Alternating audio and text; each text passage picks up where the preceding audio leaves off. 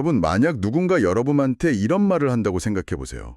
미래의 항공 규제랑 그 수십억 달러의 자본 흐름이 워싱턴의 어떤 엄숙한 회의실이 아니라 이번 주말 샌프란시스코에서 열리는 흔한 동네 무료 축제에서 결정되고 있다고요. 믿으시겠습니까? 아마 대부분은 그냥 실리콘밸리에서 흔히 하는 어떤 기술 홍보 행사겠거니 하고 넘기시겠죠. 그렇죠. 맞아요. 그런데 5월 16일부터 18일까지 샌프란시스코 포트 메이슨 게이트웨이 파빌리언에서 정확히 그런 행사가 열리거든요. 네, 그 아름다운 금문교를 배경으로 도심 한가운데에 정말 SF 영화에서나 튀어나온 것 같은 최첨단 비행체가 전시되는 거죠? 맞습니다. 바로 UAM, 그러니까 도심 항공교통 산업의 선두주자인 조비 에비에이션이 자신들의 핵심 기체인 N545J를 메인으로 내세운 어메리카 이노베이츠 엑스포입니다. 게다가 입장료가 전면 무료예요. 들으시는 분들은 주말에 가족들이랑 가서 사진이나 찍고 오면 딱 좋은 이벤트네 이렇게 생각하실 텐데요. 네, 하지만 오늘 저희의 심층 분석 미션은 다릅니다. 이 화려한 무료 엑스포라는 무대 장치 그 뒤편을 철저하게 들여다보는 거거든요. 네, 맞습니다. 이게 표면적으로는 시민들을 위한 기술 축제처럼 보이지만 사실 그 이면에는 기관 투자자들의 거대한 자본 흐름이 얽혀 있거든요. 와, 벌써부터 흥미진진한데요? 네, 게다가 아주 치밀하게 설계된 재무적 체력 증명이라든지 국가 규제기관을 움직이려는 고도의 심리전까지 거미줄처럼 얽혀있는 거대한 마스터 플랜입니다. 그래서 첫 번째 단서부터 한번 파헤쳐 보겠습니다. 제가 이 자료들을 보면서 가장 먼저 좀 위화감을 느낀 부분이 있었거든요. 바로 이 행사를 도대체 누가 주최하느냐였어요. 네, 보통 이런 건 동네 상인회나 일반적인 드론 협회에서 할 법한데 말이죠. 그러니까요. 주최 측이 무려 경제 전문지인 포브스랑 미국 건국 250주년 기념위원회인 아메리카 250이더라고요. 잠깐 이건 좀 이상하지 않나요? 맞아요. 아주 날카로우신데요. 여기서 아주 흥미로운 점은 그 두 단체의 성격입니다. 그렇죠. 포브스는 억만장자 순위나 비즈니스 트렌드를 다루는 곳이잖아요. 그리고 아메리카 250은 국가적인 기념 사업을 하는 곳이고요. 굳이 이들이 샌프란시스코에서 비행기 전시회를 주최한다. 네, 뭔가 앞뒤가 안 맞는 느낌이 확 들죠. 네, 저는 이 라인업을 딱 보고 이건 거대한 트로이 목마구나 이런 생각이 들었거든요. 겉으로는 핫도그 하나씩 들고 구경하는 시민축제인 척 하는 거죠. 하지만 행사장 안쪽 VIP 룸의 풍경은 완전히 다를 거라는 말씀이시죠. 바로 그겁니다.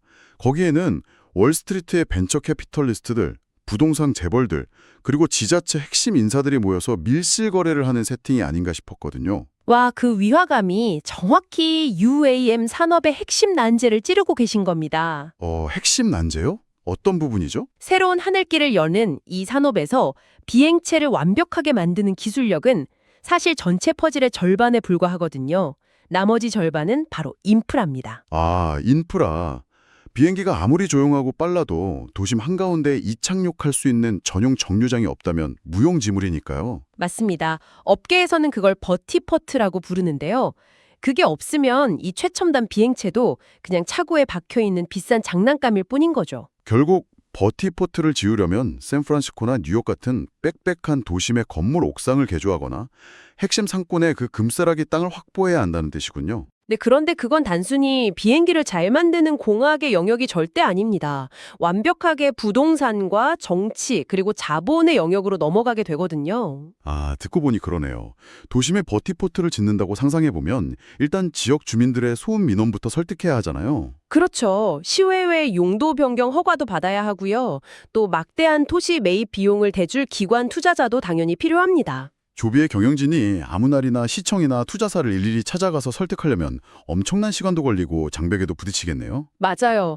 하지만 주최 측이 포브스와 국가위원회고 행사의 타이틀이 미국의 혁신이라면 이야기가 완전히 달라지는 거죠. 명분이 생기는 거군요. 네, 이 행사는 규제 당국자, 정치인, 자본가들을 아주 자연스럽고 명분 있게 하나의 VIP 살롱으로 불러 모으는 합법적인 무대인 겁니다. 조비 입장에서는 이보다도 완벽할 수 없겠네요. B2B 인프라 파트너십이랑 B2G 정부 협력을 동시에 이끌어낼 수 있는 최적의 네트워킹 허브가 작은 셈이니까요. 정합합니다. 밖에서는 대중들이 무료 입장에 신나서 비행기랑 셀카를 찍고 있겠지만요. 장막 뒤 네트워킹 세션에서는 수천억 원 단위의 투자가 오가는 거죠. 와, 도시 인프라 조례를 통째로 바꾸는 협약들까지 오갈 수 있겠네요. 진짜 완벽한 트로이 몽과 전적입니다. 네, 정말 영리한 접근이죠. 하지만 여기서 지금 저희 이야기를 듣고 계신 여러분들도 아마 저랑 똑같은 의문을 가지실 것 같아요. 아니, 트로이 목마를 만들려면 일단 그 나무를 살 엄청난 돈이 필요하잖아요. 그게 무슨 뜻이죠? 이런 초대형 행사를 세팅하고 막 거물들이랑 수천억 대의 비즈니스를 논하려면 일단 회사의 기초 체력, 그러니까 현금이 빵땅하다는 걸 증명해야 하는 거 아닌가요? 아, 당연하죠. 자본시장의 거물들은 회사의 뜬구름 잡는 비전만 보고 지갑을 열지 않으니까요.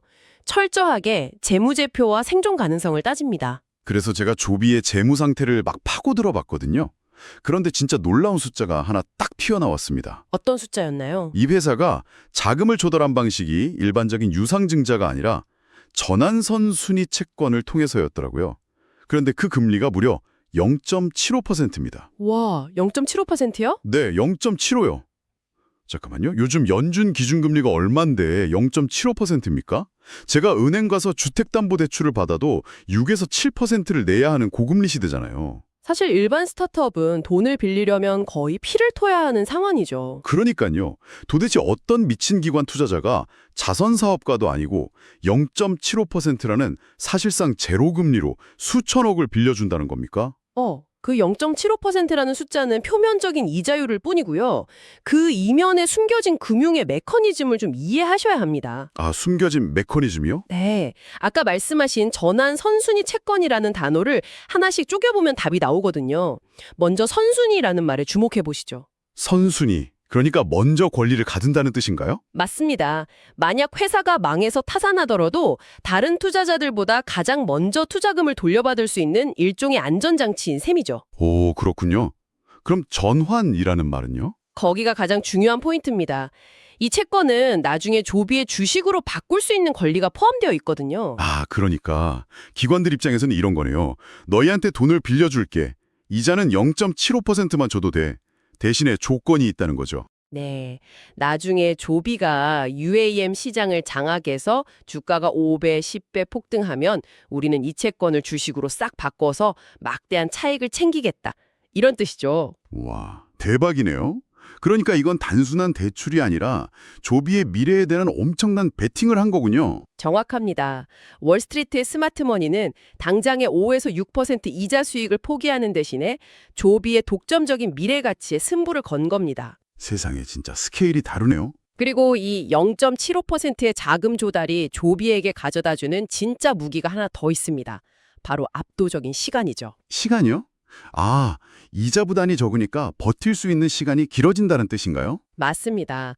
스타트업 업계에서는 이걸 캐시 런웨이, 즉 현금 활주로라고 부르거든요. 보통의 경쟁사들은 매달 타들어가는 현금 때문에 당장 내일의 월급을 걱정해야 하잖아요. 그렇죠. 그러다 보면 시장 눈치 보면서 주식을 헐값에 찍어내고 결국 주주 가치만 희석되는 악순환에 빠지잖아요. 네, 하지만 조비는 이 파격적인 채권 발행 덕분에 그런 자금난의 공포에서 완전히 해방된 겁니다. 아, 그래서 이번 엑스포 같은 장기적인 체스판의 말들을 아주 여유롭게 움직일 수 있는 거군요. 네, 기체 인증 과정도 쫓기지 않고 차분하게 진행할 수 있게 된 거죠. 좋습니다. 월스트리트의 스마트머니가 왜 조비의 뒤를 이렇게 든든하게 받쳐주는지는 아주 명확해졌어요. 인프라를 깔기 위한 정치적 네트워킹도 다 세팅이 됐고요. 완벽한 준비를 마친 셈이죠. 하지만 결국 이 비행기가 하늘을 날고 진짜로 사업이 굴러가려면 그 비행기에 타서 요금을 지불할 일반 대중의 지갑이 열려야 하잖아요. 네, 그 부분이 상용화의 가장 큰 산입니다. 제 아무리 정치력과 자본력이 탄탄해도 정작 시민들이 머리 위로 날아다니는 저 거대한 드론은 너무 시끄럽고 무서워서 절대 안 타. 이렇게 해버리면 끝나는 거 아닙니까? 와, UAM 상용화의 가장 크고 어쩌면 가장 보이지 않는 장벽을 정확히 짚으셨네요. 업계에서는 이를 대중 수용성이라고 부르거든요. 대중 수용성이요. 사람들이 이걸 받아들일 수 있느냐의 문제군요. 맞습니다.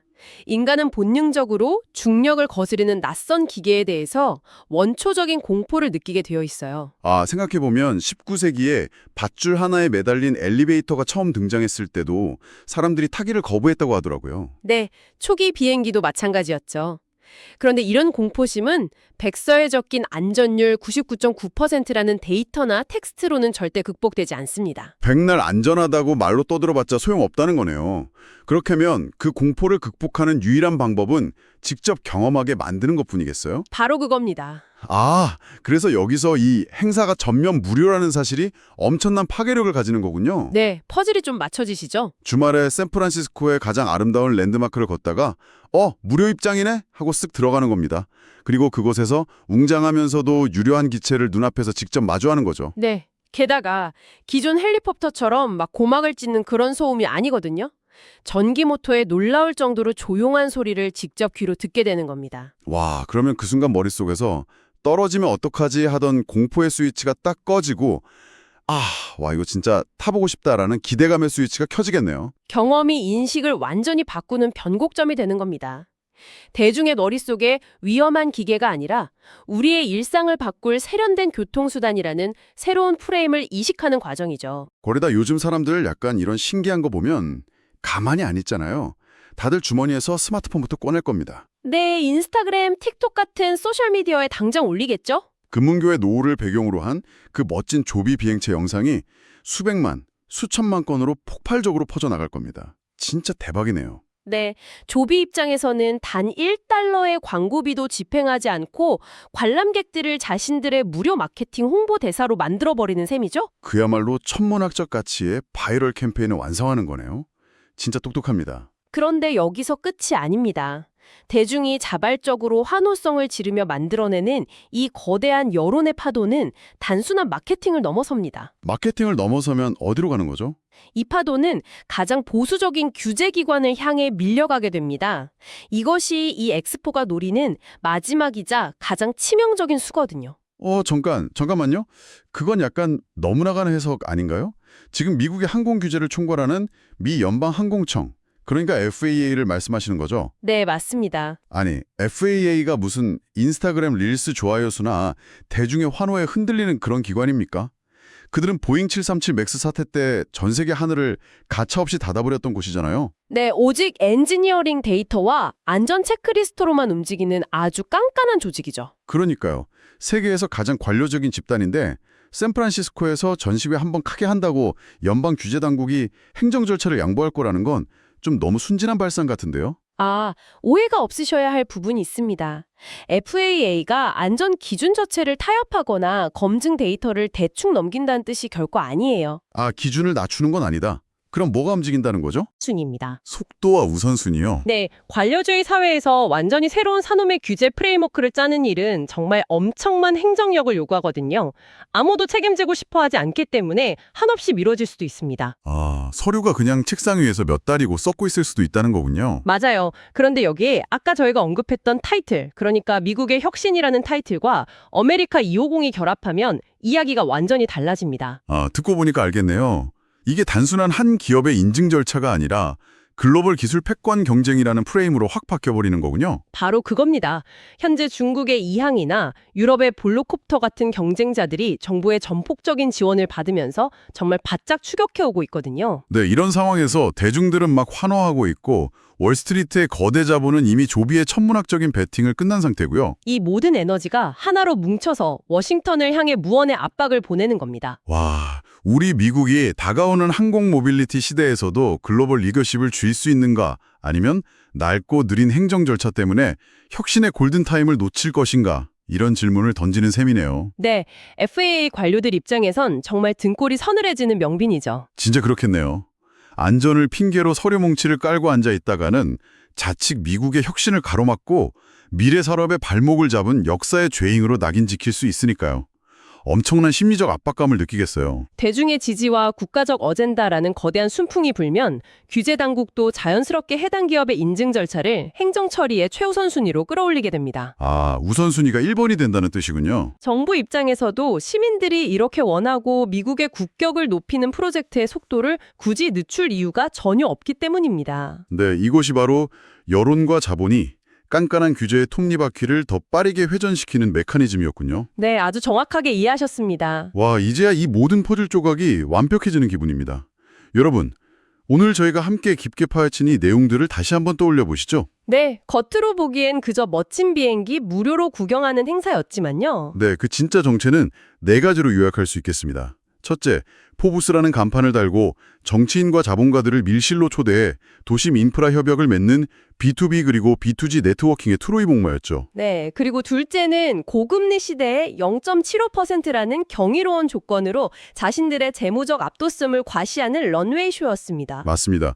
셋째, 대중의 마음속 깊은 곳에 자리 잡은 비행에 대한 원초적 두려움을 기대감으로 환치시켜버리는 제로코스트 바이럴 캠페인이기도 했고요. 마지막으로 미국의 혁신이라는 국가적 명분으로 가장 깐깐한 FAA 관료들의 행정 처리 속도를 압박하는 고도의 체스 전략이었죠. 와, 어떤 파괴적인 신기술이 실험실을 벗어나 우리 일상에 안착하기 위해서는 단순히 공학적인 완벽함만으로는 부족하네요. 네, 자본의 흐름, 대중의 심리, 그리고 제도의 규제라는 세 개의 거대한 축이 동시에 움직여야만 하거든요. 조비의 이번 행사는 기술 기업이 어떻게 이 세 가지 축을 단 하나의 이벤트를 통해 지휘하고 통제하는지 보여주는 그야말로 현대 비즈니스 전략의 정수라고 평가할 수 있겠습니다. 네, 아주 동의합니다. 오늘 이 깊은 이야기를 함께 나누신 여러분은 아마 이번 주말 소셜미디어 피드에서 샌프란시스코를 배경으로 뜬 유려한 비행체 영상을 본다면 더 이상 그게 단순한 인증샷으로 보이지 않으실 겁니다. 네, 아는 만큼 보인다고 하잖아요.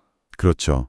그 사진 한 장 한 장이 새로운 시대의 교통수단이 규제의 벽을 뚫고 우리 삶에 착륙하기 위해 벌이는 거대한 여론전의 실시간 중계니까요. 네, 정말 생각할수록 소름 돋는 전략입니다. 자, 오늘의 심층 분석을 마무리하면서 여러분 스스로 곰곰이 씹어볼 만한 도발적인 질문을 하나 던지고 싶습니다. 어떤 질문이죠? 만약 한 기업이 단 한 번에 정교하게 설계된 오프라인 엑스포와 대중 심리전을 통해 거대한 자본을 움직이고 국가 규제 당국의 속도마저 바꿀 수 있다면 앞으로 다가올 수많은 혁신들은 어떨까요?